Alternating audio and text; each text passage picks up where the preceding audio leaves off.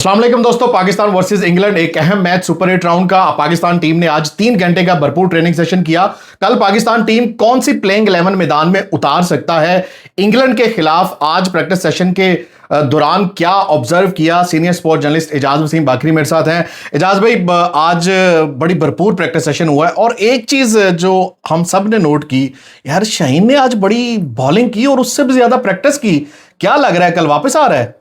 देखिए, न्यूजीलैंड के खिलाफ मैच से पहले जो pre match press conference Premadasa Colombo में हुई थी, उसमें हेड कोच माइक हेसन ने यह अंदिया दिया था कि हम लोग शाहीन शाह अफरीदी में से नसीम का भी नाम लिया था या नसीम में से हम किसी को आजमा सकते हैं। तो नसीम तो आज हमने ट्रेनिंग में नहीं देखा। सो मुझे ये लगता है कि शाहीन शाह अफरीदी को वो अपॉर्चुनिटी इसलिए दे सकते हैं कि शाहीन शाह अफरीदी एक तो पाली केले के अंदर पेसर्स को मदद भी मिलती है, और दूसरा वो थोड़ा सा इंग्लैंड की जो बैटिंग लाइनअप है वो आड़े तिरछे शॉट बड़े खेलते हैं, तो इसलिए एक्सपीरियंस बॉलर को वो लाना चाह रहे हैं। बट मेरा अभी भी ये मानना है कि टीम मैनेजमेंट को ये वाला रिस्क शाहीन वाला नहीं लेना चाहिए। हम रिपोर्टर्स ने जो टेरेस पे खड़े होके जो ऑब्जर्व किया, शाहीन के वो लंबे बॉलिंग के स्पेल हमने देखे, साथ मिर्जा भी बॉलिंग कर रहा था। अब क्या वो मिर्जा को बिठाएंगे या वो नवाज को बिठाएंगे, क्योंकि ऑप्शन आपके पास यही रहता है।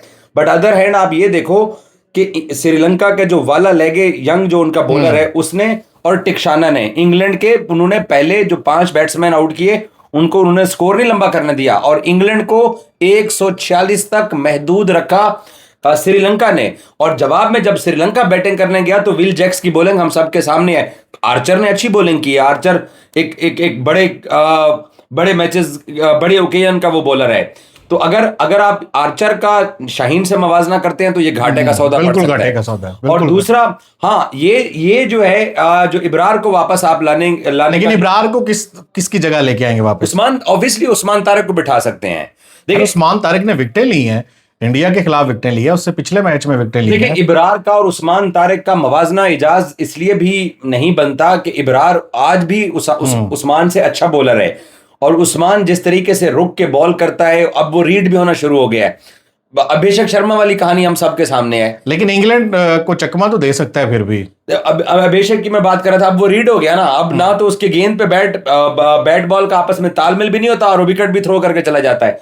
तो इसलिए उस्मान तारिक को अगर बिठाया जाता है तो दोनों सेम कैटेगरी के बॉलर हैं, बट इब्रार को ज्यादा एक्सपीरियंस है, इब्रार ज्यादा बेहतर इफेक्टिव हो सकता है। तो मेरा दिल ये कहता है कि उस्मान तारिक बैठ सकता है और पाकिस्तान चांस इब्रार को दे सकता है। अदर हैंड अगर आप शाहीन को खिलाते हैं तो आप सोचिए कि आप ड्रॉप किसको करेंगे? आप मिर्जा को बिठाएंगे? मिर्जा मुझे तो नहीं लगता बिठाना चाहिए मिर्जा को। मिर्जा बॉलिंग अच्छी करवा रहा है, तो दूसरा नाफे और उस्मान का भी आपस में रिप्लेसमेंट। नाफे ने भी आज अच्छी खासी बैटिंग प्रैक्टिस भी किया और कीपिंग प्रैक्टिस भी की है।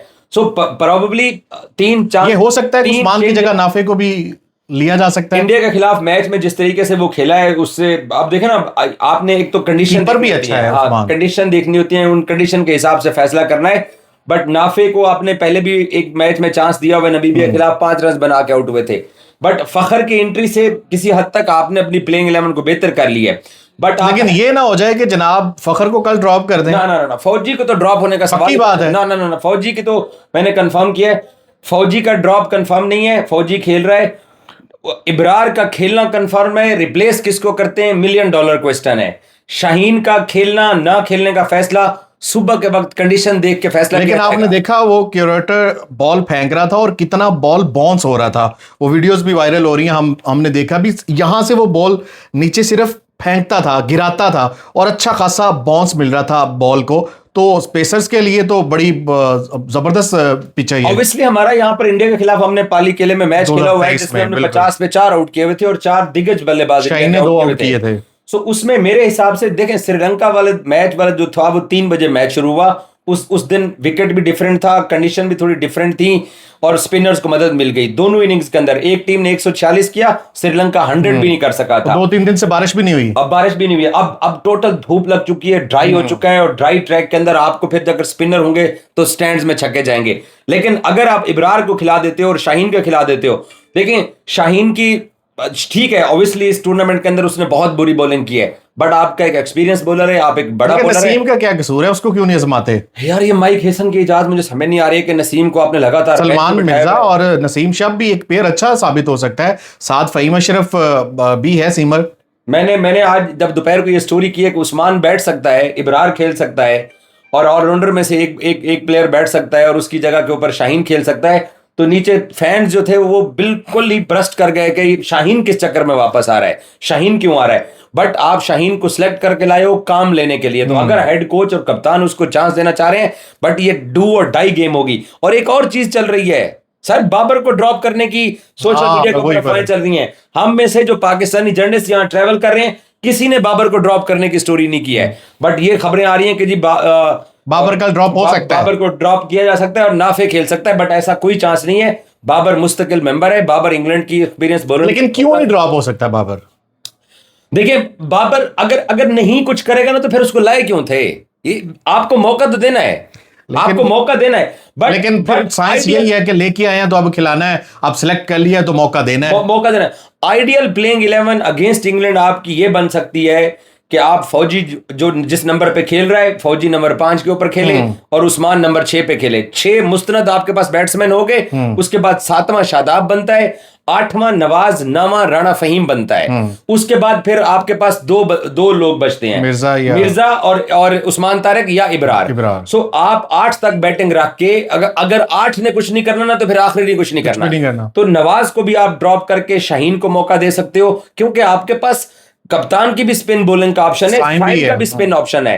तो शाहीन को एंट्री दी जा सकती है, मेक एंड ब्रेक हो सकता है, शाहीन जितवा भी सकता है, शाहीन महंगा भी पड़ सकता है। और इजाज एक मार्जिन देना चाहिए, मैंने और आपने बहुत क्रिटिसाइज किया शाहीन को।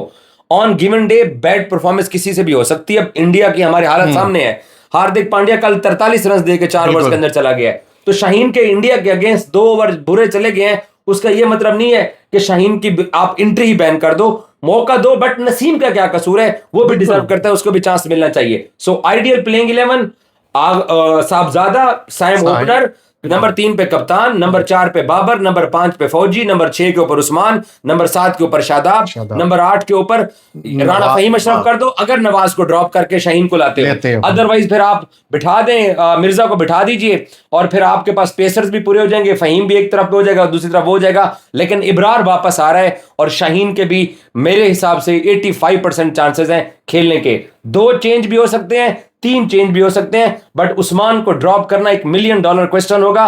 बट आप ख्वाजा नाफे के ऊपर भी जा सकते हैं, तो 2 चेंज कंफर्म है। तीसरा चेंज उस्मान और नाफे की आपस में स्वैपिंग होती है कि नहीं होती है, ये सुबह टॉस के टाइम तक वेट करना पड़ेगा। इजाज बिल्कुल कल अहम मैच है, आखिरी प्रेडिक्शन लेना चाहूंगा मैं आपसे।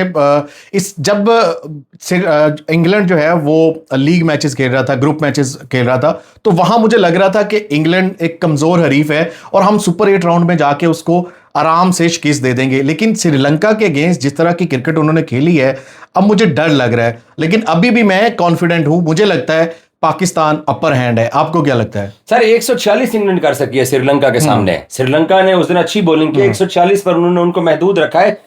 इंग्लैंड के बैट्समैनों की आदत यह है कि वो अटैक करते हैं, अटैक के बाद वो आड़े तिरछे शॉट खेलते हैं, पकड़े जाते हैं। अगर पाकिस्तान बेहतर हिकमत अमली के साथ जाता है, अपने पास यूज्ड ऑप्शन को बेहतर तरीके से यूज करता है, ये विकेट 160 से 175 वाला है, यहाँ 180 या 200 नहीं होने वाला, बिल्कुल। और आप इतने करवा के फिर आपको इतने रन करने भी पड़ेंगे। और दूसरा यह है कि हमें कम से कम जो हमारे जो ऊपर के जो 5 बैट्समैन हैं, अगर इनमें से 2 भी 50 कर जाते हैं ना, तो बाकी लड़के स्कोर साथ मिला सकते हैं। बड़ा मुकाबला होने जा रहा है, टफ मुकाबला होने जा रहा है। इंडिया साउथ अफ्रीका की तरह वन साइडेड गेम नहीं होगी। आज भी हमने one sided game Zimbabwe West Indies की देखी है, लेकिन आई विश कि पाकिस्तान के साइम की इनिंग्स ड्यू पड़ी है, कप्तान की ड्यू पड़ी है, बाबर की ड्यू पड़ी है, फौजी की इनिंग्स ड्यू पड़ी है। सो मैं बड़ा बोल सकता हूं कि पाकिस्तान इनको हरा सकता है, बट कंपटीशन होगा जो 2-3 ओवर के बेहतर फैसले कर पाएगा। और दूसरा, हमारी बॉलिंग कितना इफेक्टिव साबित होती है। अगर आप उस्मान तारिक को बिठा के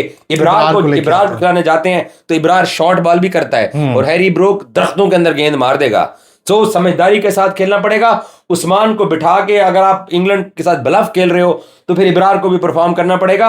और जो आपने ऑलराउंडर बीच में रखे हुए हैं, शादाब, नवाज और राणा, इनका भी बड़ा कलीदी किरदार है। लेकिन इजाज इस मैच के अंदर आपके पहले 5 अगर चल पड़े तो आप जीत सकते हो। बिल्कुल सही कह रहे हैं, पहले 5 का चलना बहुत जरूरी है। लेट्स सी कल क्या रिजल्ट मिलता है, लेकिन हमें उम्मीद है कि एक कंपेटिटिव मुकाबला होगा और बड़ा फाइटिंग गेम होने वाला है। मैं यहां से आपको no favourite no one 50-50 50-50 50-50 game है। अब लेकिन वन साइडेड नहीं होगा साउथ अफ्रीका और इंडिया की तरह और आज वेस्ट इंडीज और जिम्बाब्वे की तरह।